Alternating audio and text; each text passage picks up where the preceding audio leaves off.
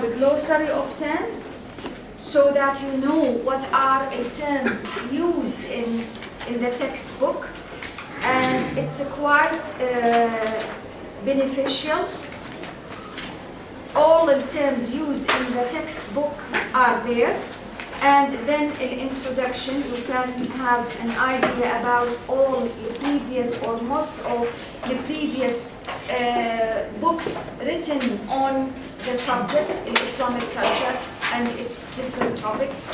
And after that we will start with chapter 1 about Islamic culture and its features. And before we start, we said the first thing we need to know is what is Islam. We are talking about Islamic culture. So we need to know first of all what is Islam.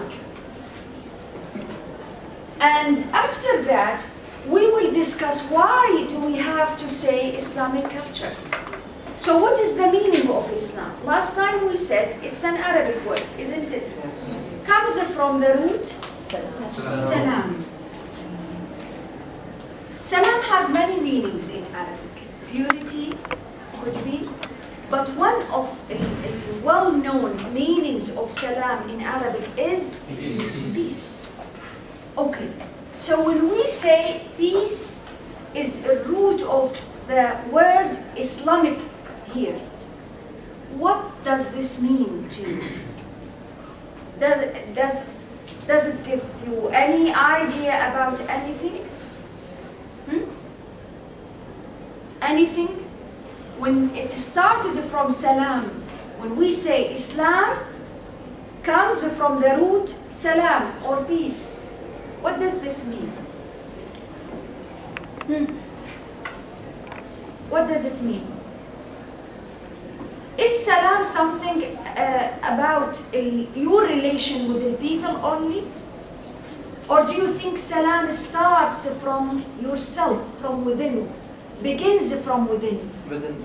From within. How?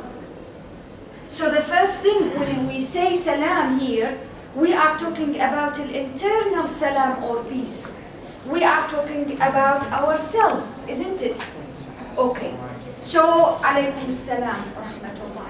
So what does this mean to have salam from within yourself to actually achieve this? How could you reach this level of salam in yourself? After answering the questions of your life. Excellent. Answering the big questions in your life. What are these questions?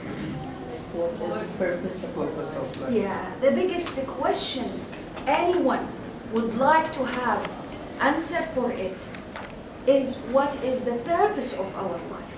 Why we are here on this earth?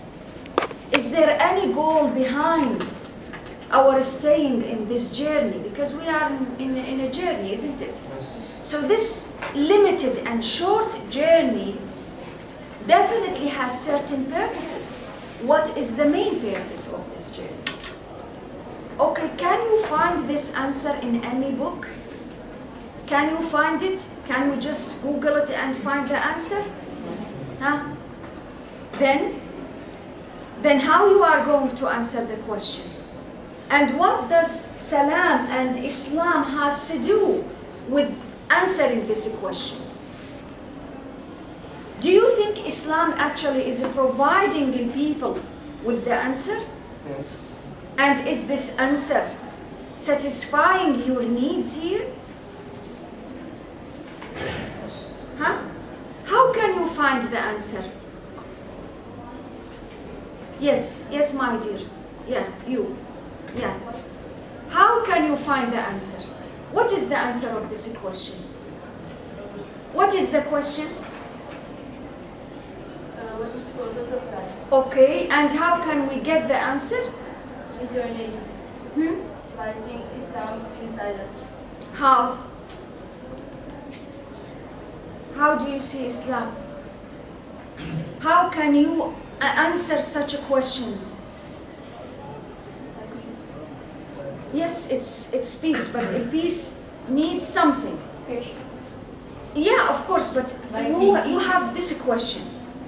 How you are going to answer this question? What is the purpose of life? By asking Read the Quran. That is if you believe in the Quran. But supposing you don't believe in the Quran, Muslims, for them, Quran is the main source of their knowledge. So if they have any question related to any topic in life, then they consult the Quran. They refer to the Quran and they will find the answer. Not necessarily in details, as we will see later on, but the answer is there in the Quran. But supposing that is for Muslims, supposing we have people whom they don't believe in Quran because they are not Muslims. So how can we actually help them to reach the answer for this purpose, for this question? We are not going to answer the question for them at all. We are just trying to help. How can we reach the answer for this question? So what we are going to do in that case?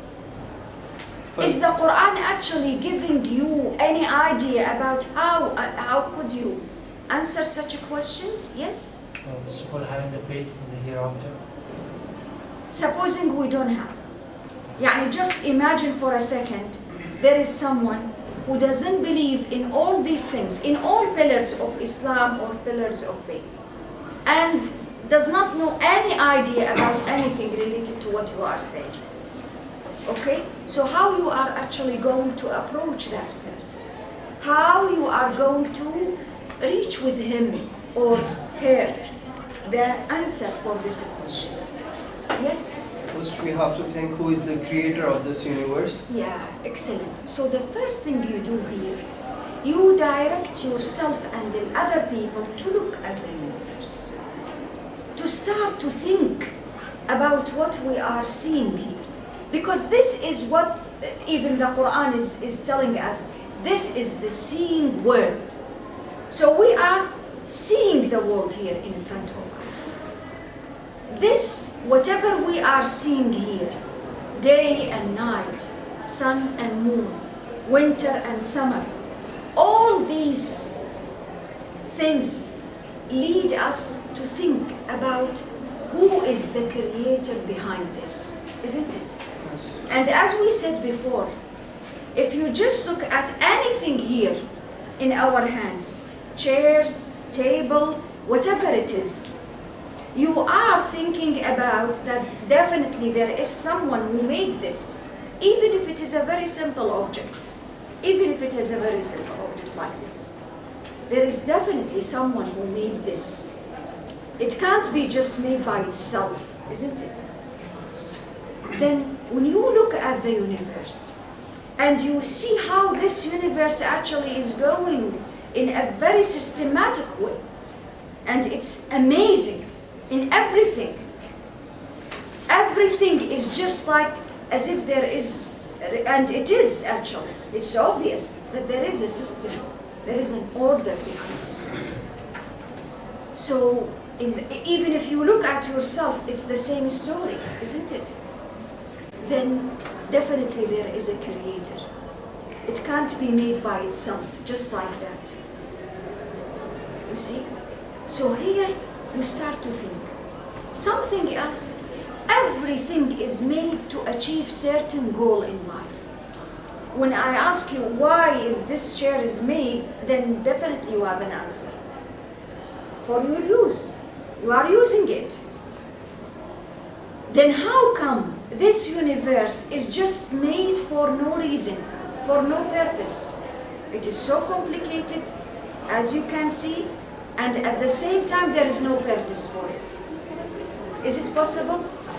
Is this acceptable? Can we accept such thing? No. So if we can't accept all these things, then we need to look and to give ourselves a chance to have some answers. Now the creator for this universe supposed to be, because we are looking at the universe and we see how complicated it is, then this creator definitely is someone who is different from us, who can make a lot of things which we can't. That's why here and at this stage, Muslims start to give the answers for that. The Creator is Allah. And this Creator, Allah Almighty, has certain attributes. He is all knowing, He's all hearing, all seeing. He is actually creating us and the universe for certain purpose. What is that purpose? To finish your project on earth. You come to the campus, for example, every day because of what? To have fun. That could be part of it, but definitely it's not the main purpose. You are coming to the campus to learn, to get something, your certificate. Then there is a purpose here. What if there is no purpose? It's waste of time, waste of energy, waste of everything. You see the point? So here, the Quran is answering the question, helping the people, the humanity in general, not only those who believe in it, to answer these questions, providing them with certain questions. See these answers and these questions and see if you can actually find them something seems valid. You see the point here? So what is the answer? There is a purpose behind your creation on this earth. What is the purpose? To achieve your goal, to fulfill your project. What is your project? Is to do whatever you're supposed to do here on this earth. And what is it? All the good things you can do. And prevent all kinds of mischief on earth. Because some Muslims, when it comes to this question, and you ask them why you are here on this earth, the simple answer would come to their mind: to worship God. Why? Because He needs your worship? No. Actually, if you would like to explain the concept of worship here, in that, and from that perspective, in that sense, to answer the question, you need to explain to them what sort of worship. So it is here, we are not talking about the ritual acts of worship or ibadah. We are talking about the main project, the main purpose of your project. What is it? To bring peace into this world. And it's stated, by the way, in the Quran. From the early beginning in Surah Al-Baqarah, Allah subhanahu wa ta'ala was telling His angels, al-malaika, in that dialogue, that He is going to create Adam, the first man on earth, the first man, in order to do what? In order to bring peace. From that point, the concept of peace or salam started to flourish in Islam. You see the point here? Islam is not actually related to Islam as a religion. It is related to the message of all prophets and messengers of Allah. Not only the last prophet, peace be upon him. All the prophets, Jesus, Moses, all messengers of Allah, they came with one message. What is that message? Peace, salam. Why? Because the purpose of the humanity here is to bring peace into this earth and to prevent mischief and bloodshed. You see the point here? So, because of that, the first thing when you answer this question, the big questions, and you feel you are really satisfied, and at least now you know what you are going to do here on this earth, you will feel peaceful. You will start to enjoy peace within yourself. And once you start to enjoy peace within yourself, you will start to develop that peace and start to reflect on that concept within your relation, in your family, your friends, everywhere, even when it comes to an environment itself. The way you are dealing with the environment, not in a harsh way, not just to spoil everything, no, not to destroy, not. Why? Because you have peace here. That's why, as we said last time, the problem today in our contemporary times, people keep talking about peace a lot. But as a matter of fact, peace, if it doesn't start from within, it's not going to establish anywhere, any place. Because it's not something that you get it from outside. It's not something that someone would give it to you. It is something that you enjoy it from within. You see the point here? So how Islam as a religion is providing, because Islam is answering, giving you the questions. This is the purpose of your life. So do the best, do your best.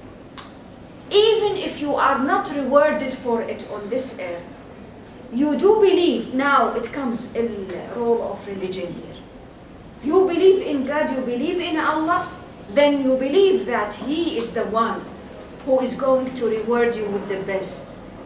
Not only in the hereafter because you believe in it, but in this earth as well. Because you will be yourself. You will be a real human.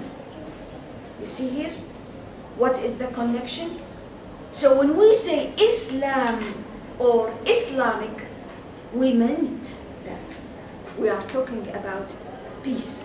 So all the different topics, because we have different topics.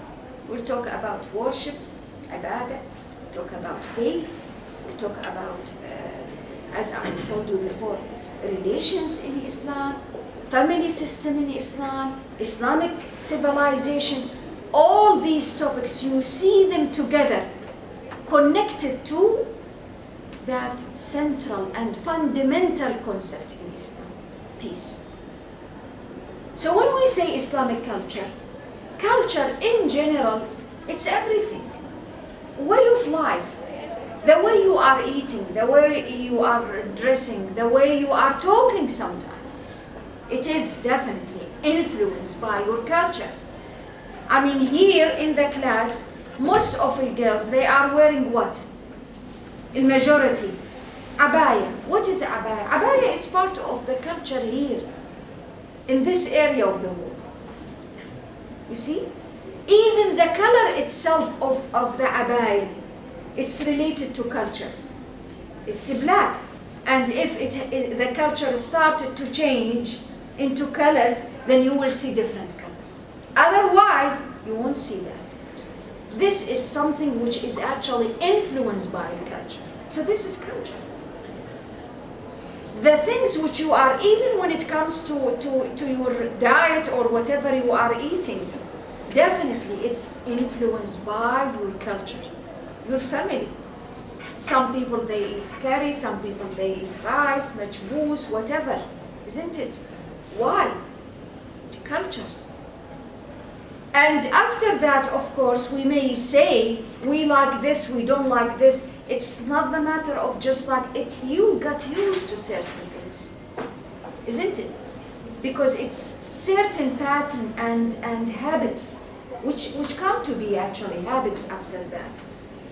And then traditions, and then it's part of culture. Culture as well includes our beliefs, includes our values as well. I mean, as I said before, a majority of the people in this class, Muslims, when you ask them, the first thing, actually, it's because they have been born in Muslim families. This is an answer, a direct answer. What about the other people? Because they have born in different families with different beliefs. Despite the fact, between the brackets, that Islam or Quran is directing in people when they reach certain level, when they are really mature enough to ask themselves and think about their faith and stop inheriting their faith from their parents or their families. Because now you actually independent and you have your own decision to decide which faith you think is the more or the most suitable for you or sounds valid. Based on your knowledge, based on your thinking, based on logic, based on everything. Not based on your family and whatever they want only. You see the point here? So when we say Islamic culture, we are talking about culture which is actually took everything from Islam, from the main sources in Islam as a religion. Let me give you an example. Now in Islam, people, they have something which they call it halal food and forbidden or haram. What is halal? And it's even written everywhere. When you go to any restaurant, for example, in US, in Europe, you will see that tag, halal, which means allowed. So what is this halal? What is this halal? It's related to what? Religion. Religion. The teachings of Islam. That it's supposed to be slaughtered, it's supposed to be this and that, certain details. So they call it halal. So here, if you become a Muslim, then even when it comes to these details, little details, supposed to be influenced by that, but by religion, by your belief. Muslims fast during Ramadan, the month of Ramadan. They don't eat during the day of Ramadan. Why? Religion. They celebrate certain occasions, Eid al-Adha, Eid al-Fitr. Why? Because of their faith and their religion. Now here when we say Islamic culture, we are not talking about a Middle Eastern culture. We are not talking about an Indian culture. We are not talking about a Western culture. We are not talking about Arabian culture. No. We are talking about Religion. culture which actually can include all these cultures together. Why? Because Muslim or Islam as a religion is international, is universal message. So we have Muslims in China, we have Muslims in India, we have Muslims in US, we have Muslims in Arabia, in Indonesia, Southeast Asia, all these places, all over the world. Are they going to leave behind their cultures because they become Muslims? No. Then what? They will take from their culture, because Islam actually does not reject other cultures unless there are certain components which actually contradict Islam or Islamic teachings. Otherwise, it's fine. So if your culture is saying something about the way you dress, it's fine if doesn't actually contradict what Islam is saying. And so on. So here we can say that the Islamic culture is quite open in that sense. And it's universal. And it's positive as well. Positive in the sense that it's open to all cultures, to all nations, to everyone, welcoming everyone. And besides certain features which we will talk about it. Is this clear? Yes. When we come to the meaning of this is a definition of Islamic culture in general. But when we want to talk about the features of Islamic culture, what are the main features of Islamic culture? Now think about it. As we started, when we talk about with peace, what do you think the main feature in Islam, in Islamic culture? What is the main feature of Islamic culture? Yes? No, No idea. no idea. What's your opinion? Where? Why, ya Umar? Guess. Not necessarily you know this. Try. We said it. What is the main feature of Islamic culture?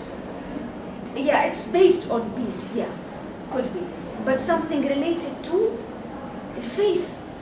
What is it? Muslims believe in what? One God. What is the first thing they're supposed to do if someone would like to join Islam, to become a Muslim? Shahada. Shahada. What does this mean, Shahada? There is no God except Allah. Testament. Shahada. Testing what?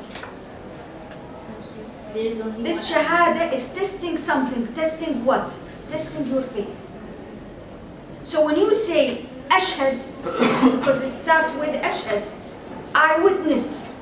Witness what? There is only one God. And There is no God but Allah Allah. And Muhammad. peace be upon him, is the His messenger of messenger.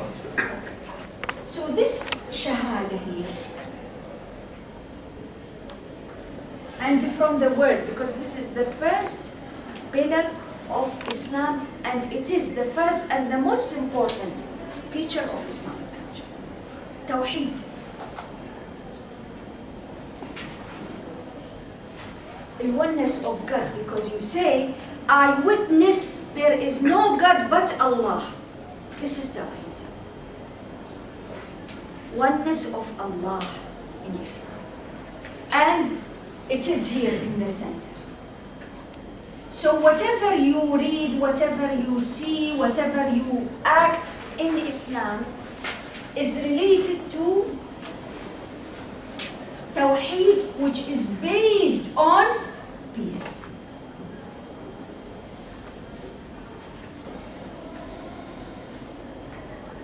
Anyone can explain that? When you say I witness, because Muslims supposed to say this Shahada several times a day.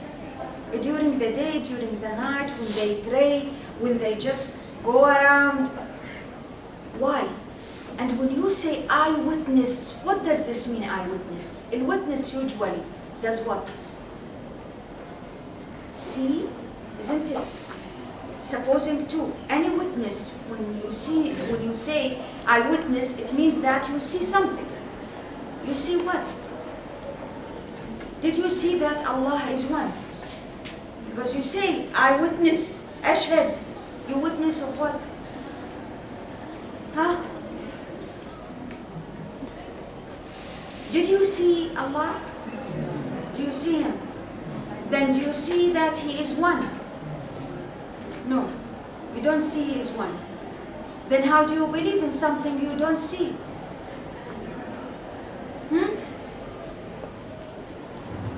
How do you explain that? You are saying, I witness. So how come you don't see and you witness? What sort of witness you are? And by the way, it's mentioned in the Quran that you are witness, just like the shuhada al-nas. So you are witness. Okay. His creations, Yes, what about His creation? all the things in the nature, day and night. So you are seeing actually His oneness. We are pondering. You are in Him. witnessing, exactly. You are witnessing His oneness. Because everything, yes, you are not seeing Him, because our seeing as well is limited. Isn't it? Because we are limited, we are humans, we are limited. But He is unlimited, He is absolute. So yes, we are not seeing Him, but we are seeing everything, all the signs in this universe and in ourselves, in nature, telling us that He is the one. So yes, we are witnessing. Why? Because we are seeing His oneness. How can you prove this? Yes, you can prove it. If you have 2 gods or 3 gods or 4 gods, what would happen in nature? Clash. Clash is definitely fighting each other, and what we are going to do here, we will be lost. So everything is telling us that He is the one. There is no contradiction, no clashes, nothing. It's one. One order, one system, one. This is the universe and this is ourself. Imagine yourself, you have 2 or 3 girls. And one of them is happy with you, the other is unhappy. And you don't know to satisfy whom. One is pressing the button and say yes, you will live, and the other is wants you to die. Is this possible? It's not logical. It doesn't sound logical at all. So when Muslims, they say, I witness there is no God but Allah, because they actually seeing this oneness, this tawheed.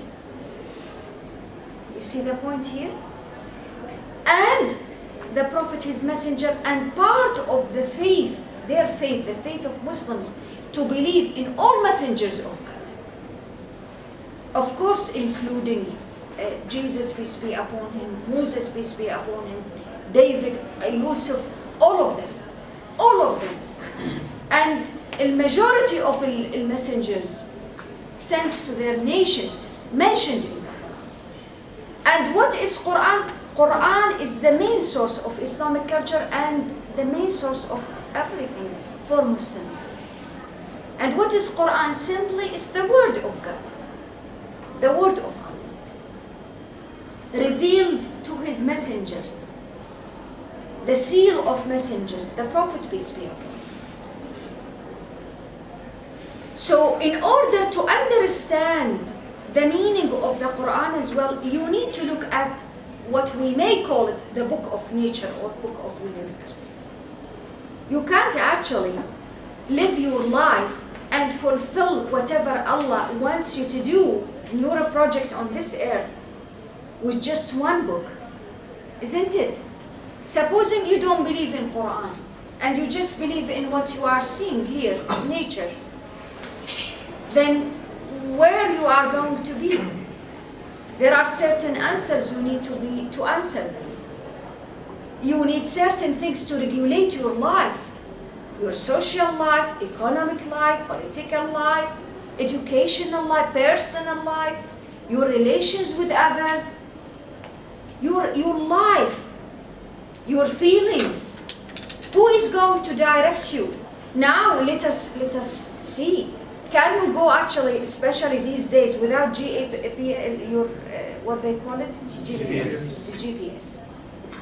Can you go anywhere without it? Sometimes even when it comes to the campus itself, despite that it's quite, it's not that much, but you need to go here and there to see location of the different colleges and centers in the campus. So how come I go throughout my journey on this earth without GPS? What is the GPS here for Muslims? Quran. Showing you a direction.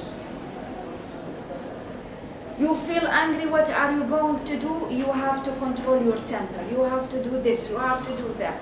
You have to forgive, you have to be kind, you have to give, and certain things in details. We will see family system in Islam, teaching the people everything about their food, about their life, about their marriage, about their choices, about everything. And how do you believe that this is the best for you? How can you believe that this is the best for you? Maybe it's actually out of date, because the Quran is revealed to the Prophet 100 years ago. We are talking about more than 1,400 years, more than that. How come it's valid today? And we are so advanced in so many things and so many fields. What is the answer? Now, even when you are wearing, for example, t-shirt or jacket or whatever, you're supposed to look at the instructions for this jacket, how to keep it, how to wash it, how to iron it, isn't it? And you believe that this is the best? Huh? In instructions, you're supposed to follow the instructions? Why? Maybe you know better than the one who made it. It's not possible. Why? Because the one who made that is the best one who can actually direct you. Do so, do that, don't do it, don't wash it in cold water, don't wash it in hot water. They know better. So the one who you believe that he is the one who created you, is the best one to tell you what to do and what not to do. Do this, don't do it. Why? Because he knows the best. Why? Because he's the one who created. And he knows exactly when Allah is saying or telling you, for example, this is forbidden or haram, which is not that much, by the way, in Islam. But it means that he knows why it is haram. What if we just leave it for ourselves? People usually, if they know something, they don't know something else. You are good in business because this is your specialization. I don't know that much about business because I don't know it. It's not my field. You know something better than me, than other people. Why? Because this is our limitations. We people, we humans, we are limited. But Allah is absolute. His knowledge is unlimited. أحاط بكل شيء علما. All knowing. So if he is all knowing, then we need his instructions. Besides, we are all black and white, red and yellow, whoever, from here, from there, we are all created by him. So he's not going to favor some nation on others. People, they do. No matter what, they would favor someone on other people, and many examples just reflecting that fact. Isn't it? So when we need some directions which are really can be applied to our life, no matter what time we are living in, definitely we can apply. Something else, when you say that, okay, but Quran has been revealed to the Prophet 1437 years or even more, then how can you actually prove that this is a valid book or instructions these days? This book is not talking about changes. It's not talking about mobiles or cars, no. This book is talking about people, the human nature. And do you think that the human nature has been changed? Huh? No. It's the same. More or less it's the same. Then all these changes, they are outside. They are not within ourselves. The way we are thinking, the way we are eating, the way the details change, but not in main and the fundamental things. That's why this book can be applied anytime, anywhere, any environment. In US, in India, in Arabia, here, there, 10 years ago, 20, 50, 1,000. That's why we don't see in the Quran many details about certain things. For example, the way we are dealing with our money or in financial conditions, something can be changed. The Quran is just talking about the main thing. For example, interest is forbidden in Islam, in general, but not details. How you are going to buy, to sell, to do your cards using your card, this is up to you. It can be changed. That's why there are no details about them in Quran. But the main thing, talking about what? In interest, you're buying, you're selling, you're doing, you're cheating, you're all this, and taking advantage from other people, try to cheat them by any means, it is forbidden. Rules, regulations. But how to apply these little things is up to you. We live in a different countries. Things can be changed. You see the point here? Inshallah, we will continue next time. Thank you.